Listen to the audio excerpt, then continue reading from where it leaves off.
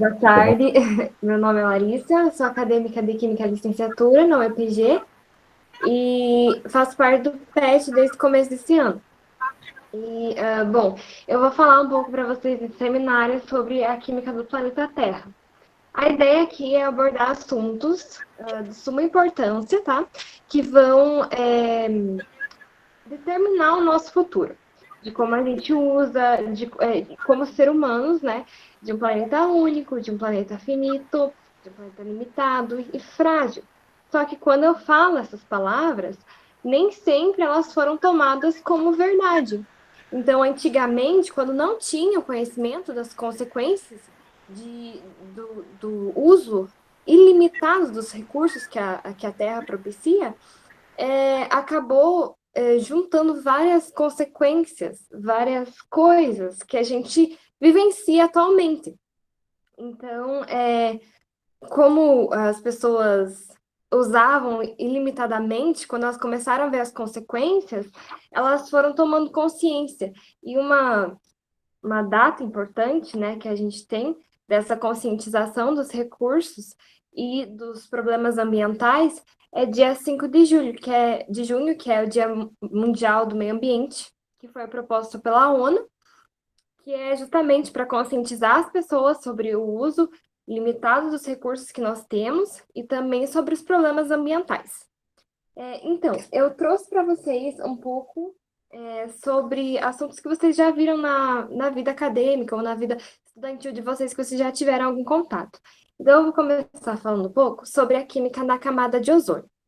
Bom, a camada de ozônio, como vocês já devem estar cansados de saber, ela filtra os raios ultravioletas que o Sol emite.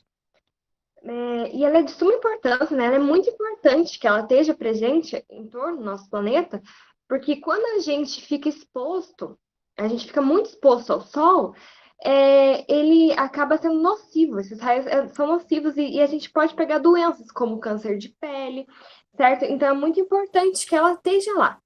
E para a gente explicar um pouquinho sobre a formação do ozônio, eu vou falar sobre as divisões da atmosfera, com ênfase em duas partes, que é a mesosfera e a estratosfera, que entre elas está a nossa camada de ozônio.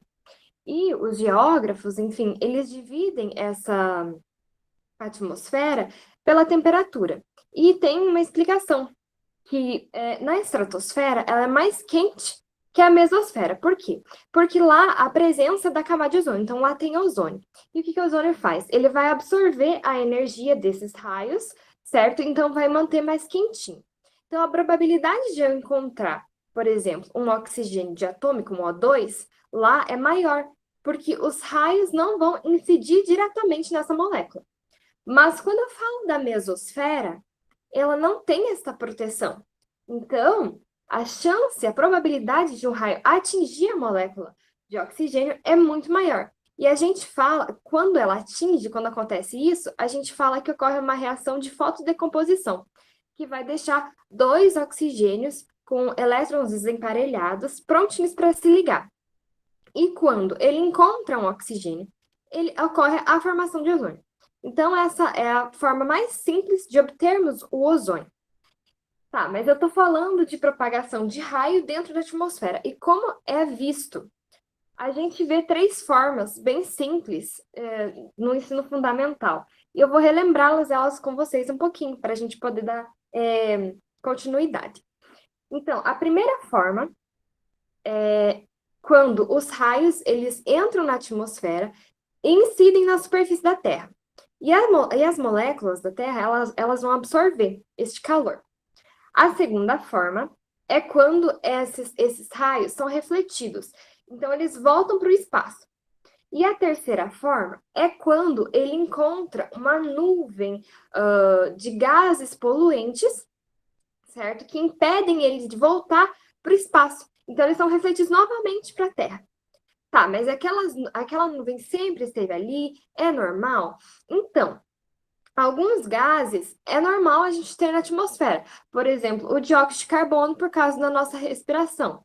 O metano por causa da digestão dos ruminantes, das vaquinhas e tudo mais. Então, esses gases são normais.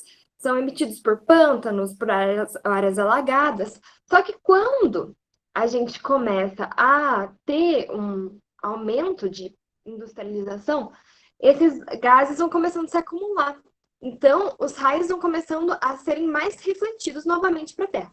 E quando que foi a data especial, digamos assim, para começar o início dessa acumulação de gases?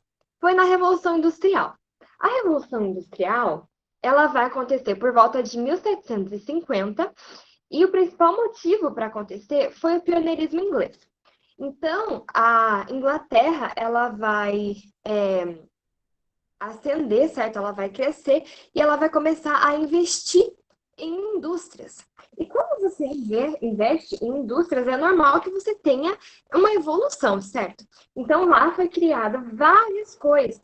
A máquina a vapor, o motor com explosão interna, foi criado o avião, várias coisas. Então, essas coisas, por exemplo, elas vão começar a consumir mais combustíveis, por exemplo, que aí tem o enxofre como impureza.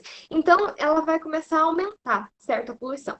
E eu coloquei ali também o dióxido de carbono, por causa das queimas, principalmente, que ocorriam para expandir, certo, as cidades, expandir essas áreas com as indústrias.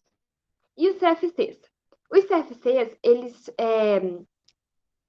eles foram mais utilizados mais ou menos 17 anos depois que ocorreu a Revolução Industrial. Porque foi inventadas as geladeiras. Então, eles eram utilizados nas geladeiras como gás freon. E nos aerosóis como gases propelentes ou gases de arraste, para sair o jatinho. Então, como era novidade, o povo comprava bastante. Então, tinha muita acumulação desses gases. Mas o que acontece? Por que os CFCs foram tão marcantes na história? Eu trouxe aqui um exemplo para vocês de cloro de fluorometano, que quando ele encontra os raios ultravioletas, ele sofre uma quebra homolítica e vira o CF2Cl e o cloro livre. Por sua vez, o cloro ele vai se juntar com o ozônio, formando óxido de cloro e oxigênio. Então, nessa reação já dá para perceber que o cloro vai consumir o ozônio. Por quê? Porque no produto da nossa reação não tem o ozônio de novo. A gente observa o oxigênio, o O2. Por sua vez, o O2 ele vai se separar, ele vai se quebrar e vai se juntar com o óxido de cloro, formando o cloro novamente e o oxigênio. Tá, mas o que é tão importante? O importante é que este cloro que a gente observa, ele aparece novamente lá na reação de cima. Então, ele vai consumir mais ozônio. Então, quando um elemento, uma molécula, enfim, ela aparece no reagente, ela é produzida no produto e ela é reinjetada para acontecer, ela é chamada de catalisador. Então, o cloro é um catalisador do consumo do ozônio. E ele é muito importante porque lá na Antártida, ele foi responsável pela diminuição da camada de ozônio em 50%. Então, lá houve um derretimento maior, um derretimento exacerbado das calotas polares, justamente por causa do cloro. Então, ele é muito importante. Atualmente, a gente usa os hidroclorofluorcarbonetos, se eu não me engano, se eu não estou enganada. Só que quando esses raios encontram essas nuvens e eles refletem para a Terra muito, ele vai causar o efeito estufa, porque a Terra vai absorver muito calor, certo? O que acontece? O efeito estufa é importante? É estranho a gente falar que o efeito estufa é importante, porque a gente sempre ouve que não é, que é um negócio ruim, que não pode acontecer. Mas ele é muito importante. Por quê?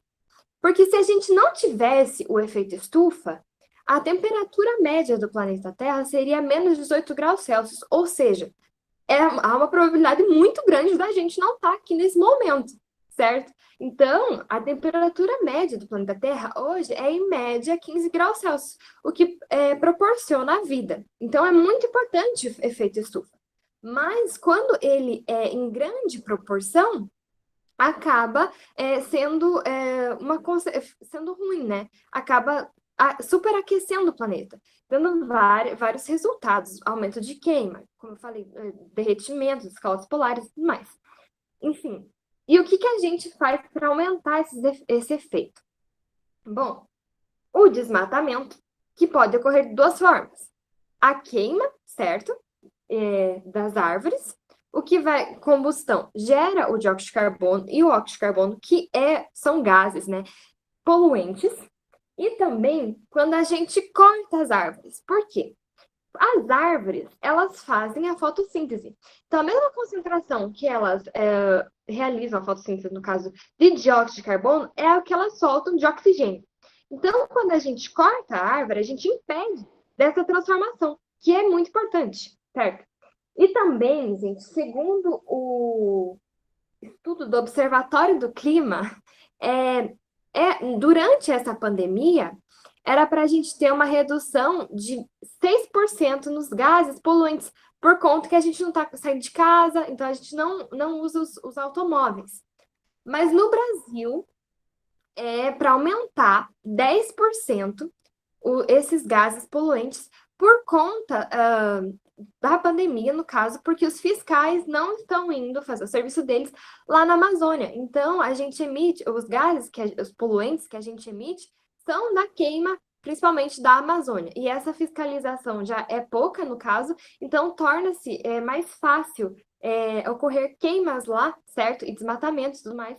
Então, no Brasil, é para ter um aumento em 2020. Os depósitos de lixo, certo? Que emitem também gases poluentes. E a queima de combustíveis. A queima de combustíveis, ela ajuda tanto o efeito estufa, quanto a chuva ácida, que é o que eu vou falar agora, é outro tópico que eu vou adentrar. Ai, mas toda chuva é ácida? Sim, toda chuva é ácida. Eu posso provar para vocês. O resultado da nossa respiração, de algumas plantas, enfim, é o dióxido de carbono, certo? E o dióxido de carbono é um óxido ácido. E quando ele reage com a água, ele forma o ácido carbônico, que é um ácido fraco. Então, se tem ácido da chuva, ela vira uma chuva ácida. Mas ela só é dado o título de chuva ácida quando o pH dela se torna menor do que 4,5. Mas que meio é necessário para ela tornar o pH 4,5? Menor que 4,5. É o que a gente vai ver agora. Bom, a gente pode ter reações de nitrogênio, certo? Com oxigênio. Mas de onde que surge o nitrogênio? O nitrogênio, ele é um composto que faz parte da atmosfera em 78%. Então, é muito, muito comum. Tanto que a concentração dele é maior do que o oxigênio, né? O oxigênio é só 21%. E nitrogênio é 78%. Então, ele reage com oxigênio presente na atmosfera e forma o dióxido de nitrogênio. O dióxido de nitrogênio, por sua vez, vai reagir com a água e vai formar o ácido nitroso e o ácido nítrico, que são ácidos moderados e fortes. Então, a gente, nesse meio, já pode ocorrer a chuva ácida. Tá, mas por que eu coloquei que é na presença de relâmpagos ou veículos com explosão interna? Porque para essa reação ocorrer, ela precisa de uma energia de ativação muito alta. Então, ela precisa ser induzida por alguma coisa externa. Então, no caso, essa energia de ativação, ela só é atingida com os relâmpagos e lá no motor dos veículos com explosão interna, que foram inventados na Revolução Industrial. Então, tudo se encaixa, certo? E também nós temos outras formas, que são os derivados de petróleo, com o enxofre de impureza. Então, o enxofre, ele reage com oxigênio e vai formar o dióxido de enxofre. E o dióxido de enxofre vai reagir com oxigênio novamente, formando o trióxido de enxofre. E o trióxido de enxofre, por sua vez, vai reagir com a água e vai formar o ácido sulfúrico, que é um ácido forte. Então, nós já temos o ácido nitroso, o ácido nítrico, o ácido carbônico, agora nós já temos o ácido sulfúrico, que é forte, tudo numa chuva só. E acabou por aí? Não. Porque essa segunda reação, ela pode reagir novamente com a água e formar outro ácido, o ácido sulfuroso. E o ácido sulfuroso é um ácido moderado. Então, quando a gente vê separadas as reações, a gente já acha que são ácidos muito fortes ou ácidos moderados, que já pode causar uma chuva ácida. Agora, imagine a chuva ácida acontecendo, todas essas reações acontecendo numa chuva só. É muito prejudicial, certo? Então, o que que ela causa? Ela causa nas folhas, né, no caso na plantação, ela vai causar o amarelamento, certo? Das folhas, então já é prejudicial para as plantinhas, certo? Dependendo, né, da quantidade de água, enfim, quando chove, pode alterar o pH, causando a morte de peixes, e também em estátuas, em monumentos, pinturas de carro, telhaços de prédio, ela pode causar uma destruição, mas não é nada super grande, mas dá para você ver ali, e se for uma escultura, no caso importante, é uma perda muito grande, né? E qual que é a solução? A solução é você usar combustíveis renováveis, que a gente inclusive encontra no Brasil e muitas das vezes é produzido bastante aqui no Brasil. Por exemplo, o bioálcool. O bioálcool no Brasil, ele é produzido bastante porque a gente pega ele desculpa, da, da soja e do milho. E aí, o que acontece é, o Brasil produz muita soja, desculpa, do algodão e do milho. E o Brasil produz muito. Então, ele é a gente encontra bastante bioálcool no Brasil. E nós temos o biodiesel, e o biodiesel nós obtemos ele pelos óleos vegetais. E os óleos vegetais eles são encontrados bastante na soja. Desculpa, o bioálcool é da cana-de-açúcar e do milho. E do biodiesel é a soja e o algodão. Então, a gente produz bastante, mas não é tanto quanto a gente produz bioálcool. E o biogás, que a gente encontra também aqui no Brasil, enfim, que é da fermentação feita da matéria orgânica, das vaquinhas e dos porquinhos. Então, é colocada a matéria orgânica, aí as bactérias fermentadoras vão fazer o trabalhinho delas, liberando o dióxido de carbono e o metano. E os dois, eles vão ser encanados para aquecedores e também para geradores. E as sobras, no caso da matéria orgânica, vão virar fertilizante. Então, era isso que eu tinha que falar. Agora a gente vai para as considerações finais. Eu espero que não tenha sido muito rápido, que tenha dado para entender. Eu vou ler a consideração final para vocês. Ao chegarmos ao final desse seminário, considera-se a importância do conhecimento e disseminação das reações que ocorrem nos diferentes compartimentos ambientais. Os resultados dos avanços científicos e tecnológicos são alterações drásticas no meio ambiente. Com isso, o pensamento crítico dos cientistas sobre a melhoria dos efeitos negativos no planeta tornou-se um objetivo. E para que seja concretizado, necessita-se o repasse de como ocorre o processo destes, evitando assim a sua propagação.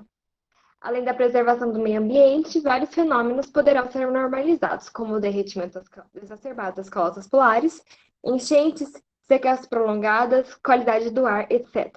Logo, ocasionará um aumento na qualidade de vida da população e longevidade, e promoverá um futuro promissor às novas gerações. Eu queria acrescentar só uma coisa que eu esqueci, que é o mundo, no caso do efeito estufa, o mundo se aumentar, a gente aumentar 2 graus, a gente vai estar caminhando para um point of not return. Então a gente tipo não tem volta. Então se a gente conseguir mais 2 graus, a gente não vai ter mais volta do efeito estufa, no caso exacerbado. Então, muito obrigada por vocês assistirem o meu seminário. Eu espero que sirva para alguma coisa, né? Que vocês comecem a reciclar, comecem a pensar no andar de bicicleta e não andar de carro e tudo mais, quando acabar a pandemia, é claro. E agradecer ao PET pela oportunidade de estar dando esse seminário e, né, disseminar um pouco o conhecimento da química. E aqui estão as minhas referências, caso vocês queiram ler algum PDF que eu usei.